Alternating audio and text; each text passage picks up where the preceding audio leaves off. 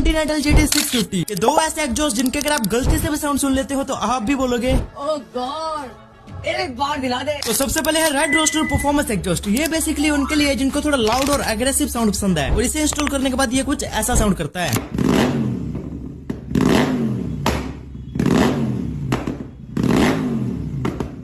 तो नेक्स्ट है ये गुड सेविक एग्जॉस्ट। ये बेसिकली रॉयल एनफील्ड बाइक्स के लिए एकदम बेस्ट माना जाता है, जो एकदम डीप और स्मूथ साउंड करता है, और इसे अपने GT 650 में इंस्टॉल करने के बाद ये कुछ ऐसा साउंड करेगा।